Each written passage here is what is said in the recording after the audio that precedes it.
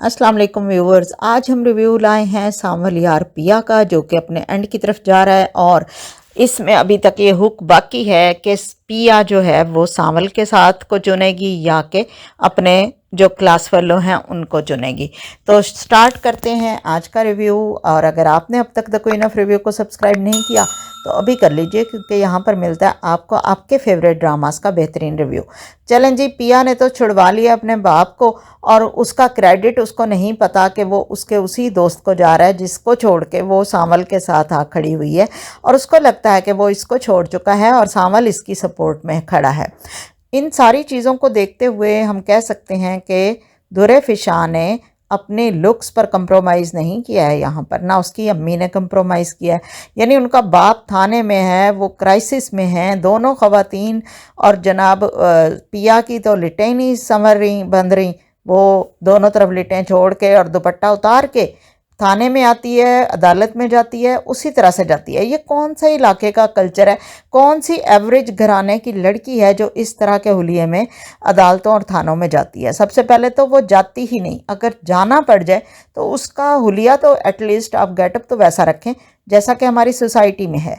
अगर हमारी सोसाइटी के आप किसी ऐसे तबके को दिखा रहे हैं पिया की सूरत में, जो कि इस तरह से मॉडर्न होता है कि वो खुली जीप में सांवल के साथ मोहल्ले में आती है, जाती है, और फिर गली में ही खड़े होकर उसके साथ फाइनल बातचीत भी करती है। ये नहीं कि उसको घर में अंदर बुला ले या खुद रास्ते में ही वो बातचीत कर ले, नहीं, वहाँ से वो आएगी, बाल उसके उड़ रहे होंगे, सारा कुछ ठीक है, और यहाँ पर आके उसने फाइनल बातचीत भी करनी होती है कोई, और लोग कुछ भी नहीं उसको कह रहे, कोई भी उसको बुरा नहीं समझ रहा है। जबकि हम केस नंबर 9 में जो ड्रामा चल रहा था उसमें हम देख रहे थे कि लोग कितना क्रिटिसाइज़ कर रहे थे साहर के किरदार को।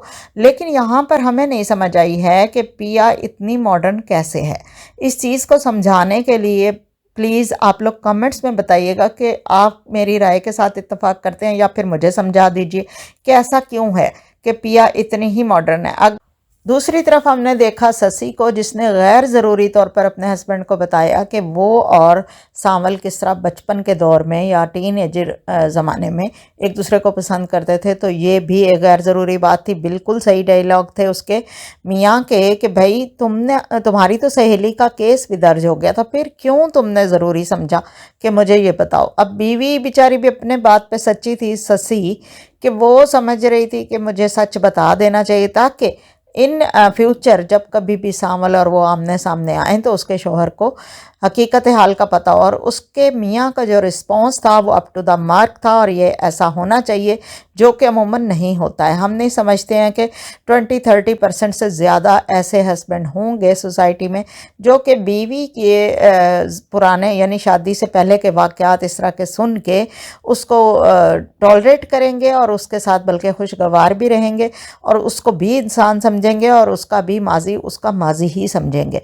हाल में उसको घसीट के नहीं लाएंगे। तो इस तरह के जो सबक था वो एक दिखाने की कोशिश की गई थी, जो कि एक अच्छी काविश थी राइटर की जानिब से। हाँ, वो सही कह रहा था कि तुमने इस वक्त क्यों बताया। तो वो जब उनका एंड होता है उस सीन और उस मसले का, तो हमें भी समझ आ गई कि उसने क्यों बताया था और राइटर ने ये सीन क्यों डाला था इस ड्रामे में। आलियार का जो किरदार है यहाँ पर, वो अभी तक बैक ऑफ द सीन चल रहा है। पिया नहीं जानती है कि ये जो सबूत दिए हैं ये आलियार की तरफ से आए हैं, और ना ही ये बात सांवल को पता है। लेकिन सांवल ने एक और अजीब से कलर का सूट पहन लिया है नाजरीन, और हम उसके सूटों के कलर्स को ही इंजॉय करते रहते हैं। अहमद अली जो हैं वो इस कलर में भी इतने डिसेंट और प्यारे लग रहे थे। डिसेंट तो नहीं, मतलब सांवल के रोल के मुताबिक ठीक लग रहे थे। लेकिन सांवल का ये ड्रेसिंग का स्टाइल देखते हैं पिया कब चेंज करा सकती है, करा भी सकती है कि नहीं, या शायद उसका इंटरेस्ट ही नहीं है इस तरफ कि वो इसकी ड्रेसिंग को दुरुस्त करवाए। अपनी ड्रेसिंग उसने काफ़ी फिट रखी हुई है, यानी कि जो भी रोल है उसका, उसने ऊंची कमीज़ और खुली शलवार के साथ दुपट्टा गले में ही रखना है, ठीक है। उसके जो बाल हैं वो खुले ही रहने हैं। कहीं हमने नहीं देखा है उसको इतनी परेशानी में जनाब उसके बालों की सेटिंग चेंज हुई हो।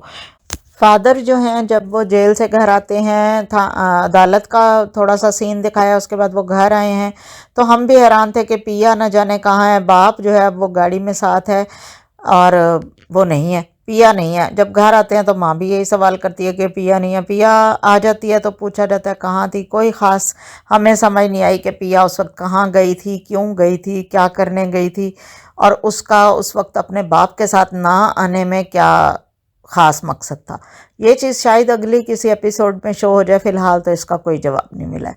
बाकी ये ड्रामा है, ड्रामाई अंदाज में ही लिखा गया है, कोई इसके साथ रियलिटी बहुत कम जो है वो सूट करती है इस ड्रामे के साथ, क्योंकि हम देख रहे हैं कि ये सेठ, ये जो रिकॉर्डिंग्स, ये सारी जो कहानियां हैं, जुए में हारना, ये सब कुछ बहुत मेरे ख्याल में गुजरे हुए ज़मानों की बातें हैं, 80s के और 70s के, उस दौर की हम बात कह सकते हैं। आज के दौर में इस तरह से कोई नहीं, ये जो टेक्नोलॉजी का दौर है, कोई इस तरह के हालात में नहीं फंसता है, क्योंकि इसके बहुत सारे सबूत भी इकट्ठे किए जा सकते हैं, इस तरह की चीज़ों की तस्वीरें भी बन जाती हैं। जैसा कि हमने देखा कि पिया के नाम से जो वर्कशॉप थी उसके बाप की, वहाँ पर से भी जो एक कार चोरी की बरामद कराई गई थी, उसकी भी रिकॉर्डिंग देखकर ही फैसला हुआ ना कि ये उनका कोई कसूर नहीं था। कुछ लोग आए और वो छोड़ के गाड़ी को चले गए थे, और इसी बिना पर ही पिया के बाप की ज़मानत हुई। अब मुझे ये नहीं समझ आई, कानूनी तकाजा कोई समझाए कि ये ज़मानत हुई थी या बाइज़्ज़त रिहाई हुई थी, क्योंकि जो बात उन पर साबित ही नहीं हुई है, जिसमें वो कसूरवार ही नहीं है, तो वो उसमें उनकी ज़मानत क्यों लफ्ज़ इस्तेमाल किया जा रहा है, उसकी रिहाई या बाइज़्ज़त रिहाई क्यों नहीं कहा गया। इस बारे में भी कोई ऑडियंस में से जानता हो तो ज़रूर कमेंट में बताएं कि ऐसा क्यों हुआ है। दूसरी बात यह है कि अब ख़त्म होने वाला है ये ड्रामा, तो अब हम देखें कि आलियार या फिर सांवल, पिया किसको चूज़ करेगी। आप सबकी राय में पिया किसको चूज़ करेगी, या उसको किसको चूज़ करना चाहिए, क्योंकि अब उसका बाप का भी आखिर भेद खुल जाएगा, तो आलियार भी सेट हो जाएगा, वापस आ जाएगा पिया के पास, और उस वक्त पिया पर ही डिपेंड करता है कि वो उसको वापस कबूल करती है या नहीं करती है। इन सारी चीज़ों को हम ऑब्ज़र्व कर रहे हैं, देख रहे हैं, और इस बहरहाल जो म्यूज़िक है सराइकी, इसके अंदर सराइकी सॉन्ग चलता है, वो तो काफ़ी बेहतर है। हम समझते हैं कि अहमद अली की भी एक्टिंग बहुत ज़बरदस्त है। अहमद ने इतना चेंज रोल प्ले किया है परीज़ाद से। अगर हम देखते हैं उनके पिछले कई ड्रामास को उठा के, तो उसमें जो एक यादगार किरदार है वो परीज़ाद का था, जिसमें उनको टोटली चेंज लुक दी गई थी। ना सिर्फ चेंज लुक दी गई थी, बल्कि बहुत ही चेंज स्टोरी भी थी वो। अब इस ड्रामे को देखते हैं तो स्टोरी तो इतनी ख़ास नहीं, लेकिन इसमें भी जो रोल है सांवल का, वो सबसे ज़्यादा सुपरहिट गया है, और सांवल को देखने के लिए लोग इस ड्रामे को देख रहे होते हैं, उसकी लुक्स को, उसके ड्रेसिंग को, उसकी स्टाइल ऑफ वॉक को, इन सारी चीज़ों को, जो उसने एक बार वजद में आके एक रक्स किया, उसको काफ़ी हमने देखा, सोशल मीडिया पे पजीराई मिली है।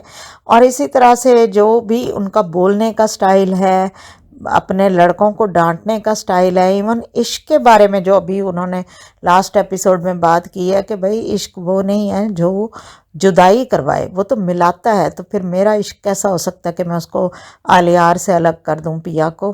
वो तो मैं तो अलग होने को तैयार हूँ, पिया उसी को चुने, क्योंकि पिया उसकी तरफ जाना चाहती है। तो देखते हैं पिया क्या फ़ैसला सुनाती है, और इसके साथ ही हमारा आज का रिव्यू ख़त्म होता है। इंशाल्लाह नेक्स्ट इसकी जो 2 एपिसोड्स आनी है लास्ट, उन पर भी हम बात करेंगे। आप देखते रहिए द क्वीन ऑफ रिव्यू को, और थैंक्स फॉर वॉचिंग। अल्लाह हाफिज़।